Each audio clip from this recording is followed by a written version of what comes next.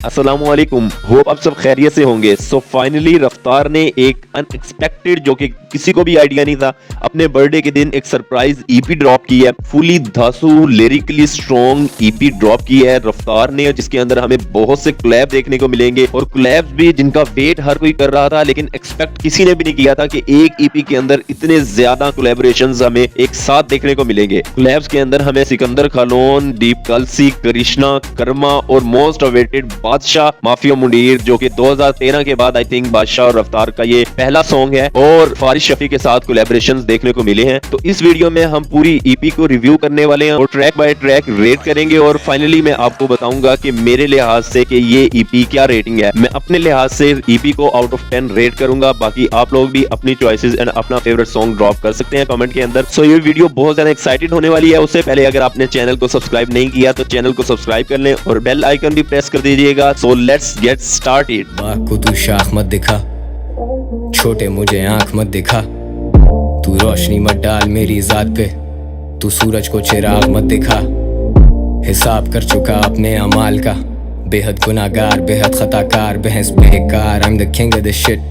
कुछ भी स्क्रिप्टेड नहीं है फिर भी लगे फिल्म, ये कितने लाए। सो ईपी का सबसे पहला ट्रैक है आइस, जो कि रफ्तार का एक सोलो ट्रैक है और इंट्रो ट्रैक है हार्ड ड्राइव वॉल्यूम 1 ईपी का। फॉर मी आइस एक अच्छा ट्रैक है जिसके अंदर लिरिकली काफी स्ट्रॉन्ग भी है, बहुत से अच्छा फ्लो स्विच किए गए हैं। रफ्तार ने बहुत सी नई चीजें ट्राई की हैं उसके अंदर फ्लोज के अंदर, और बहुत से ऑब्वियस से शॉट्स लिए गए हैं।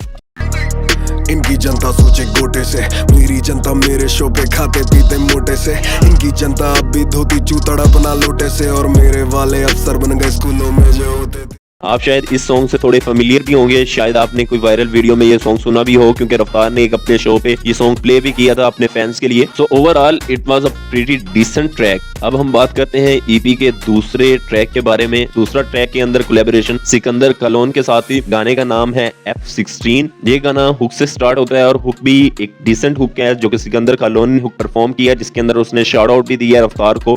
गाने में रफ्तार का फ्लो भी बहुत जबरदस्त है, गाना वन ऑफ माय फेवरेट है ईपी के अंदर। और सिकंदर खानोन तो एज ऑलवेज फ्लो भी जबरदस्त और उसके साथ साथ लिरिसिज्म अमेजिंग। सो गाना प्रीटी डिसेंट, और इसके अंदर जो रफ्तार की 2-3 पंच लाइंस हैं वो बहुत ही कमाल है, जो कि इस गाने के हिसाब से इस पूरी ईपी में मेरी 2-3 जो बेस्ट बार्स हैं उसके अंदर है। इसमें से एक रेफरेंस है जो कि रफ्तार.in का है, वो जिस फ्लो और जिस डिलीवरी के साथ वो बार पंच की गई है, it was absolutely amazing. Next song of the EP is Gangnam collaboration with Deep Kalsi. गाना अच्छा है, गाने की हुक मुझे खास अच्छी नहीं लगी, गाने की हुक बहुत ज्यादा रिपीटेटिव है। अगर आप 2-3 दफा या 10 दफा गाना सुनेंगे उसके बाद आपको वो इरिटेट कहीं ना कहीं करना शुरू कर देगी।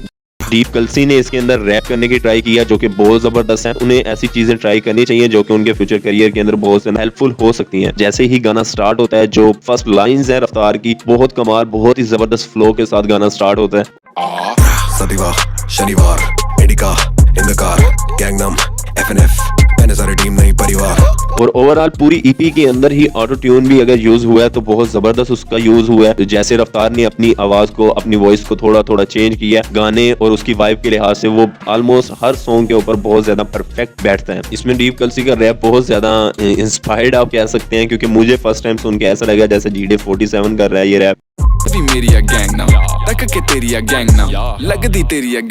ईपी का नेक्स्ट सॉन्ग है कृष्णा के साथ नो चाइना सॉन्ग का नाम है। सॉन्ग की हुक मुझे काफी अच्छी लगी है, रफ्तार का पार्ट हुक के अंदर रफ्तार ने परफॉर्म किया जो कि काफी अच्छी हुक थी, मतलब एक सूदिंग सी हुक है जिसके अंदर। और मेन थीम सॉन्ग का ये है कि नो चाइना, जैसा कि चाइना की चीजें वो चीप या उनको एसोसिएट किया जाता है कि जो चीजें नकली हो, फेक हो, उनके साथ इसके अंदर रफ्तार पूरे सॉन्ग के अंदर उनका जो पॉइंट ऑफ व्यू है वो ये है कि हम चाइना की चीजें नहीं पहनते, यानी हम कुछ फेक नहीं करते। और जो उनकी अपोजिशन है, जो उनके ऑप्स है, जो एंटी है, वो फेक करते हैं चीजें, वो चाइना की चीजें पहनते हैं, वो चीजों को फेक करते हैं और असली चीजें पहन के भी वो फेक लगते हैं। वेस्ट इनकी लग रही थी स्ट्रगल, इनकी गुची बेल्ट पकड़ेगी पतली सी कमर, हाँ इनकी नकली है नस्ल कोई शक नहीं है, अकल देंगे दखल होगी तकलीफ डबल। हाँ गाना तकरीबन ठीक लगा मुझे, मैं एक्सपेक्ट कर रहा था कृष्णा और रफ्तार से इससे काफी ज्यादा बेहतर, और आई थिंक दोनों आर्टिस्ट जो उनका कैलिबर है उसके लिहाज से गाना और बहुत ज्यादा बेहतर हो सकता था। ओवरऑल सॉन्ग बहुत ज्यादा अच्छा था, लिरिकली बहुत से अच्छे रेफरेंसेस थे, बहुत सा अच्छा वर्ड प्ले भी उसके अंदर किया गया था। सॉन्ग पूरे का पूरा बड़ा सूदिंग सा रखा गया है, बट मैं एक्सपेक्ट इससे थोड़ा सा ड्रम बीट और थोड़ा डिल टाइप कर रहा था, पर गाना ओवरऑल अच्छा था। प्रोड्यूस किया गाने को रफ्तार ने खुद किया और को प्रोड्यूस बाय फ्रिक्स। तो ओवरऑल बीट भी अच्छी थी गाने की। ईपी का अगला सॉन्ग है 36 जो कि कोलैबोरेशन है कर्मा के साथ। ये बात कर्मा की जिस मुझे बहुत जबरदस्त लगती है कि जैसे वो अपना थॉट प्रोसेस प्रेजेंट करते हैं बहुत सिंपल लिरिक्स के साथ, और रफ्तार का इसके अंदर मुझे हुक बहुत जबरदस्त लगी है। इस सॉन्ग की हुक, सॉन्ग का ओवरऑल थीम यही है उसके अंदर जो कि पूरी ईपी का एक थीम है कि रफ्तार ने अपने आप को कंप्लीटली चेंज किया है। बेस्ट बार जो है वो भी मैं आपको बताऊंगा अपनी इस ईपी की, जिसके अंदर वो रेफरेंस ही इस चीज का है कि अब जो है वो मैं चेंज हो चुका हूँ कि डियागो से बना बेन। तो यानी डियागो एक टीचर और अब मैं जो हूँ एक मॉन्स्टर, एक विलन बन चुका हूँ। मैं टीचर था, अब मैं मॉन्स्टर बन चुका हूँ। यानी रफ्तार इस ईपी पूरी के अंदर अपने आप को प्रेजेंट कर रहे हैं कि मैं अब बिल्कुल चेंज हो चुका हूँ। जो कि मैं पहले था जिसके अंदर मैं हर किसी की हेल्प करना चाह रहा था, मैं लोगों को ऊपर लाना चाह रहा था, मैं न्यू आर्टिस्ट पुश कर रहा था, मैं न्यू आर्टिस्ट को चांस दे रहा था और हर किसी को सिखा रहा था चीजें बहुत ज्यादा पोलाइटली वे के अंदर। जो कि अब मैं बिल्कुल चेंज हो गया हूँ। मैं अब बिल्कुल उस जॉनरे के अंदर, उस जोन के अंदर चला गया हूँ कि मुझे किसी से कोई फर्क नहीं पड़ता। अब जो मुझे सुनने वाले हैं वही मुझे सुनने वाले हैं और जो मुझे हेट करते हैं मैं अपनी किसी लिस्ट में उनको नहीं रखता। और अब बिल्कुल उन्होंने अपना जो राइटिंग का स्टाइल है इस पूरी ईपी के अंदर वो चेंज किया उस चीज से। टीचिंग और स्पिरिचुअल और मैसेज ओरिएंटेड रैप से वो बिल्कुल एक जो टिपिकल रैप है जिसके अंदर फ्लेक्स भी है, जिसके अंदर और बहुत सी ऐसी चीजें हैं, उसमें उन्होंने स्विच किया। तो ये गाना भी उसी थीम पे है। इस सॉन्ग का नाम है 36। तो 36 हुक के अंदर भी है कि मुझे 36 चीजें ये चाहिए। जैसे अब मटेरियलिस्टिक बेशक मैं नहीं हूँ लेकिन मुझे अब इससे ज्यादा करना है। मैं अब वो करूंगा जो मुझे फायदा दे।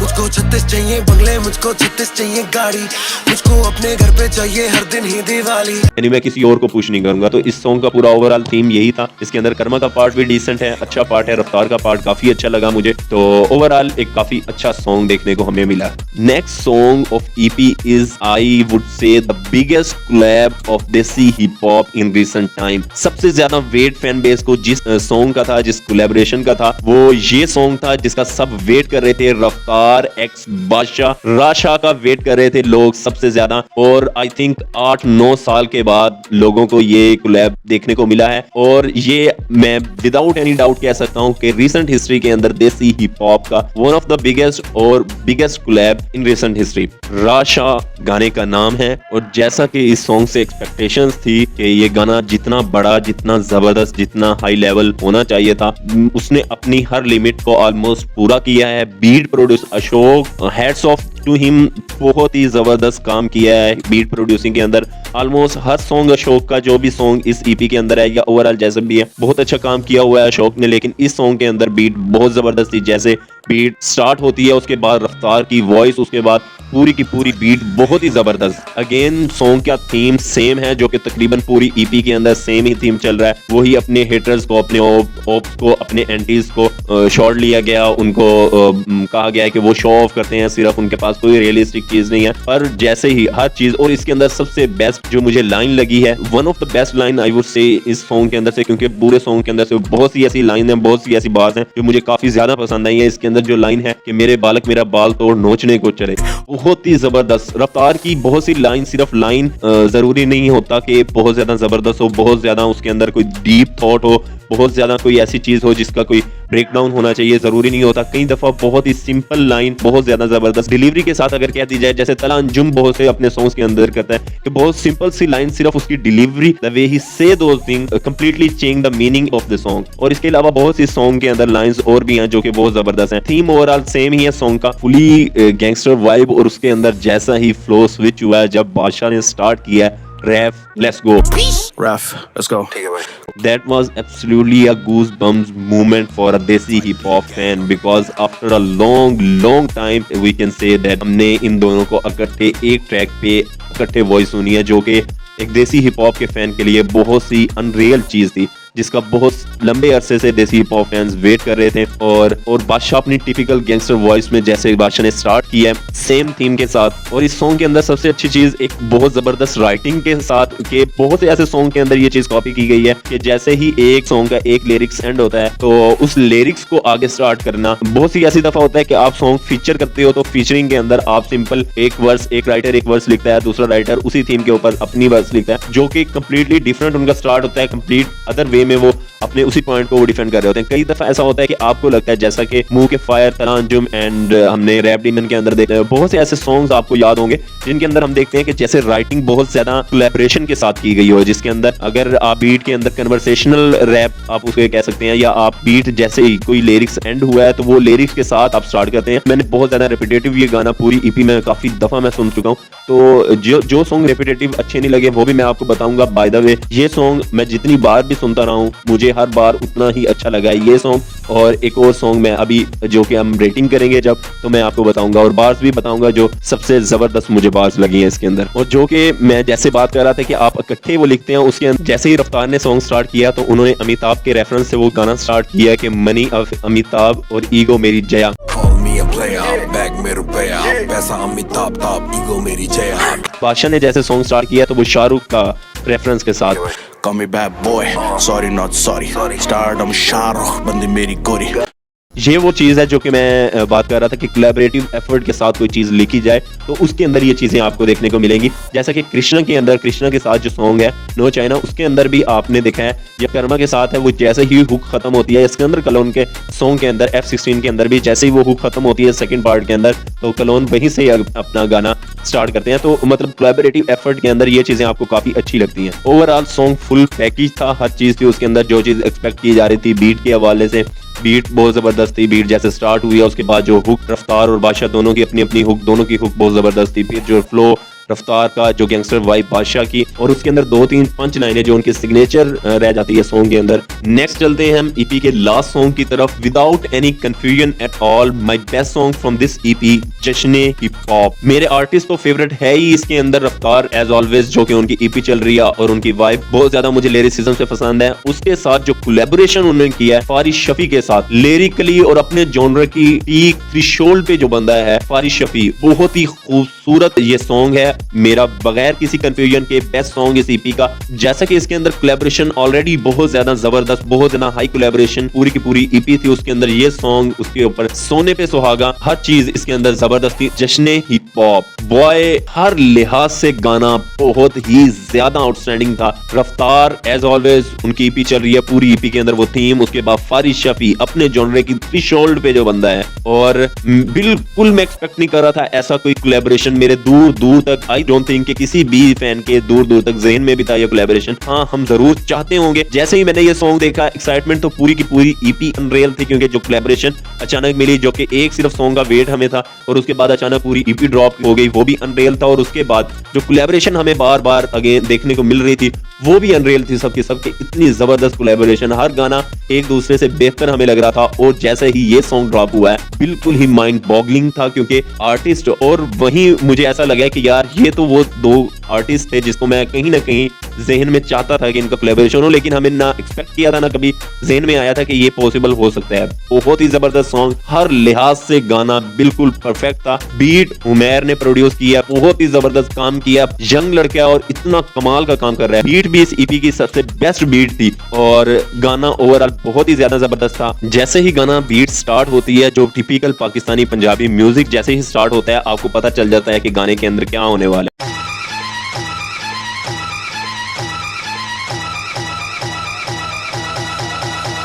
बीट बहुत ही जबरदस्त थी। उसके बाद जैसे ही रफ्तार का पार्ट स्टार्ट होता है, जश्न हिप हॉप का ये प्यार, न्यूज़ की न माने इनके व्यूज ही बेकार, बिना घूस के बीमार, शहीद या शिकार, दोनों बॉर्डर पार, तभी शौक से शो ऑफ करे, शौक है। उसके बाद जैसे उसके अंदर रफ्तार ने बहुत से अच्छे लिरिक्स तो जबरदस्त थे ही, और आपको गाना स्टार्ट होते ही वाइब से पता चल जाता है कि ये फारिश शफी के साथ शायद कोलैबोरेशन होने वाला है, क्योंकि जो पहला पार्ट है रफ्तार का वो साउंड ऐसे ही करता है। और उसके बाद जो कि रफ्तार ने फिर उसके बाद रेफरेंसेस दिए हैं, जो कि शॉर्ट आउट्स दिए हैं, बहुत ही जबरदस्त है। दोनों तरफ के शॉर्ट आउट दिए हैं, पाकिस्तान के भी और इंडिया के भी। उसके अंदर पोइटिक जो रेफरेंस दिया है, टैगोर जो कि इंडियन पोइट हैं, उसके बाद रूमी का रेफरेंस पाकिस्तान से, फिर दिल्ली के लौंडों को पसंद है कुड़ी लाहौर दी, रंधावा का वो सॉन्ग, उसके बाद बिलाल सईद के गानों, गाड़ी में हमारे अभी भी 12 साल जो उसका गाना था वो बजता है बिलाल सईद का। तो बहुत जबरदस्त इसके अंदर रेफरेंसेस है, और प्रॉपर कोलैबोरेटिव वो पता चल रहा था। यानी कि जो मोस्ट अवेटेड मैं एक्सपेक्ट कर रहा था अगर पाकिस्तान के साथ कोलैब होगा, यही वो 3 लोग थे जिनके साथ होना चाहिए था। यंगस्टर्स थे या फारिश शफी था, जो कि बहुत जबरदस्त ओवरऑल कोलैब था। दिल्ली के लौंडों को पसंद है घोड़ी लाहौर, दिल्ली की कविता टेगोर दी, रूमी ने चूमी जवानी, इबादत से सादत ने लिखी कहानी दी, और दी से तूने बोर दिया के दी शटा डी और दी चाचे दी चप्पल पे शोर दी, गोरे भी लगते सिरी को ते मोटी सानू सियासत नहीं जोड़ दी। रफ्तार का पार्ट बहुत ज्यादा अमेजिंग था और फारिश शफी टिपिकल फारिश शफी थे इसके अंदर। एक चीज को फारिश शफी की यूनिक बात यह है कि उस बंदे का नॉलेज इतना ज्यादा है किसी भी एक छोटी सी चीज को लेके, कि इसके अंदर भी वही था, वो सेम चीज वो बार बार योगा के रेफरेंस के अंदर उन्होंने जो पोजीशनिंग की है। बेटा अब ना खांसना, I just changed my आसना, और सुना had your girl with तलासना, सलाम सुना या नमस्कार सुना, भाई खड़ा मेरा भद्रासना, आस्तीन के सांप भुजंगासना में, आप मेरे फैन है तो बात सुने, प्लीज इनके रैप मुझे ना सुना। और सेकंड पार्ट दोनों लिहाज से, रफ्तार का सेकंड पार्ट टिपिकल रफ्तार उसके अंदर, और जो फारिश शफी का था वो पंजाबी पार्ट जबरदस्त। पूरे का पूरा गाना 3 मिनट का एक प्रॉपर पैकेज था फैंस के लिए, जो कुछ था ओवरऑल सॉन्ग के अंदर हर पॉइंट एक एक वर्ड प्रॉपर पोटेंशियली यूज किया गया। और इसके अंदर अगर आपको कोई चीज पंजाबी के पार्ट की समझ नहीं आई तो आप वो कमेंट के अंदर भी पूछ सकते हैं। पिछल पैरी उसको कहते हैं कि जिसके पांव उल्टे हों तो वो उल्टा चलता है जो बंदा, यानी कि एक चुड़ैल या भूत को रेफर किया गया। उसके अलावा अगर कोई चीज मिसिंग है तो वो आप कुछ भी पूछ सकते हैं। तो अब हम रेट करना स्टार्ट करते हैं अपनी पूरी ईपी को। मेरे लिए जश्न hip hop without any confusion मेरा बेस्ट सॉन्ग था इस पूरी ईपी का। बहुत ही कमाल, हर चीज जो कि मैंने ऑलरेडी आपको बताई है, हर चीज उसके अंदर परफेक्शन में थी। कोलैबोरेशन का बहुत ज्यादा वेट कह सकते हैं, वेट तो नहीं था, एक्सपेक्टेड ही नहीं था, लेकिन ये कोलैबोरेशन हर देसी हिप हॉप के फैन को चाहिए था। ये एक ट्रीट है और ये मैं एक दफा सुन के आपको नहीं बता रहा, मैंने काफी दफा ये रिपीटेटिव सुना है। और अब ये मैं 1-1.5 दिन, क्योंकि ईपी को आए हुए 2 दिन हो गए हैं, और 2 दिन मैंने मुसलसल ये पूरी की पूरी ईपी सुनी है, बार बार सुने हैं सॉन्ग, और मुसलसल मेरे प्लेलिस्ट में थे। इसके अंदर कोई भी ऐसा सॉन्ग नहीं है, ऐसा नहीं है कि ये एक दफा सुने। जैसे कि आपको बहुत ऐसे सॉन्ग हैं जो आपको एक दफा सुनने में अच्छे शायद लगे, फिर आप बार बार सुनोगे तो थोड़ा थोड़ा वो मिसिंग लगना स्टार्ट हो जाएंगे। जैसे नो चाइना के अंदर भी थोड़ी सी चीजें आपको रिपीटेटिव, गाना पहले बहुत अच्छा था, उसके बाद रिपीटेटिव सुन के आपको थोड़ा थोड़ा वो लगता है कि यार कुछ और होना चाहिए था। डीप कल्सी का गैंगनम सॉन्ग है, उसके अंदर हुक आपको थोड़े से देर बाद वो इरिटेट करना स्टार्ट कर देती है कहीं ना कहीं। तो ये रिपीटेटिव सुनने के बाद जो मेरा रिव्यू है वो डिफर हो सकता है, ये मेरा पॉइंट ऑफ व्यू है। मेरे लिहाज से जो रेट है, जैसे गाने को मैं रेट कर रहा हूँ 1 to 7, तो ओवरऑल फिर ईपी का मैं आपको रेट बताऊंगा। आप भी अपना कमेंट में ड्रॉप कर सकते हैं आपको कौन सा गाना सबसे अच्छा लगा। तो इस ईपी का जो मेरा फेवरेट सॉन्ग था वो था no doubt without any confusion Jashn hip hop Raftaar x Faris Shafi. बहुत ही जबरदस्त सॉन्ग, जैसा कि मैंने आपको रिव्यू में भी बताया था कि गाने के अंदर हर चीज थी, पूरा कंप्लीटली पैक्ड गाना था हर चीज। उसके अंदर उमैर की बीट बहुत ही जबरदस्त, जैसे वो बीट स्टार्ट होती है उसके बाद रफ्तार का पार्ट, फिर फारिश शफी का पार्ट, शॉर्ट आउट्स, फिर रफ्तार का वो फ्लो, फिर उसके बाद फारिश शफी का वो पंजाबी का फ्लो, बहुत ही जबरदस्त फुल पैकेज गाना था, बहुत ही जबरदस्त। ये मेरे लिहाज से ईपी का बगैर किसी कंफ्यूजन के पहला song, best song. Second number पे जो सॉन्ग मुझे सबसे जबरदस्त लगा वो मोस्ट अवेटेड सॉन्ग देसी हिप हॉप कम्युनिटी के लिए, जो कि जिसके लिए हम सब वेट कर रहे थे, और उसके बाद हमें ईपी एज अ सरप्राइज मिली। रफ्तार और बादशाह का सॉन्ग राशा, बहुत ही जबरदस्त सॉन्ग, जो कुछ उससे एक्सपेक्ट किया जा रहा था वो सब कुछ था उस सॉन्ग के अंदर। बादशाह का गैंगस्टर, वो वाइब, वो वॉइस, गाना ओवरऑल बहुत ही जबरदस्त था। ये ईपी का मेरा सेकंड बेस्ट सॉन्ग था। थर्ड बेस्ट सॉन्ग ईपी का मेरा one of my favourite artist from underground hip hop Sikander Kahlon, F16 गाने का नाम है। Third best song from this EP, जो कि मेरी लिस्ट के अंदर थर्ड बेस्ट सॉन्ग है। बहुत सी चीजें इसके अंदर बड़ी जबरदस्त थी। और फोर्थ सॉन्ग इस ईपी का जो कि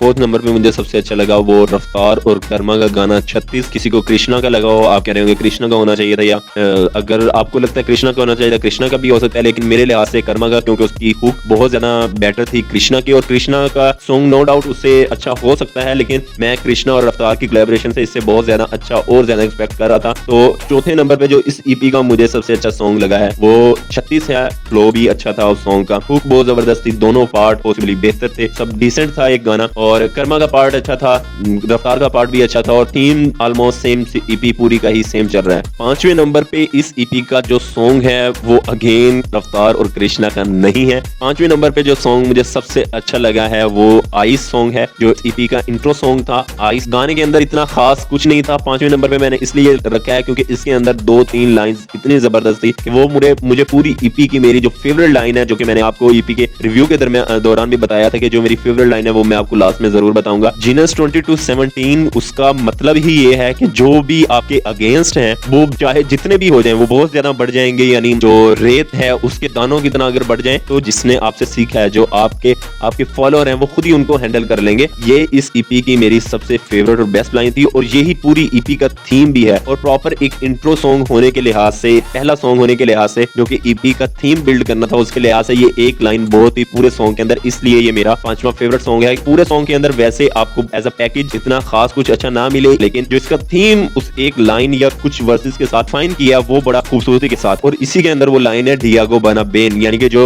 टीचर है, डियागो टीचर जो है वो अब ओपोजिशन बन गया है, वो एक विलन बन गया है। अब मैं वो नहीं रहा जो कि टीच करूंगा, बड़ा पोलाइटली समझाऊंगा बैठ के और माफ कर दूंगा, मैं वो नहीं हूँ। अब मैं बदला लूंगा अगर कुछ गलत होगा, अदरवाइज तो मुझे फर्क ही नहीं पड़ता, मेरे जो फैंस हैं वो खुद ही देख लेंगे। तो ये पूरा की पूरी ईपी का थीम था और जो उसके थीम इसके अंदर बड़ा जबरदस्त प्रेजेंट किया गया था, तो इस वजह से ये मेरा 5th फेवरेट सॉन्ग है। 6 नंबर पे जो सॉन्ग है जो मुझे पसंद है इस ईपी के अंदर वो रफ्तार और कृष्णा का कोलैबोरेशन है, नो चाइना। ये आप 4th पे भी रख सकते थे, कर्मा का यहाँ आना था, गाना अच्छा था, एक्सपेक्ट इससे थोड़ा सा ज्यादा कर रहा था, हुक भी अच्छी थी, इसके अलावा ठीक था, एक सूदिंग सा था, थोड़ी सी वाइब और अच्छी हो सकती थी, लिरिकली थोड़ा सा और ज्यादा हो सकता था ये गाना, बट ओवरऑल गाना बहुत ज्यादा अच्छा था। अशोक की बीट थी, डिसेंट बीट थी, सूदिंग सा टोटल सॉन्ग था। इसके बाद लास्ट सॉन्ग जो रह गया हमारा लास्ट सॉन्ग गैंगनम था। गैंगनम इतना बुरा ओवरऑल सॉन्ग नहीं था कि उसको लास्ट पे रखा जाता, सारे ही गाने इतने अच्छे थे तो किसी तरतीब से उन्होंने आना ही था। गैंगनम अच्छा सॉन्ग था, सिर्फ उसकी जो हुक है वो सिर्फ आपको थोड़ा सा इरिटेट करना स्टार्ट कर देती है अगर आप बार बार ये सॉन्ग सुनते हैं। उसके अलावा फ्लो जो डीप कल्सी का है वो भी अच्छा था, जैसे GD47 की एक वाइब आती है उसके अंदर से, फ्लो इसके अंदर रफ्तार का इसके अंदर भी अच्छा था, फ्लो जबरदस्त है। सिर्फ जो इसकी हुक थी वो थोड़ी सी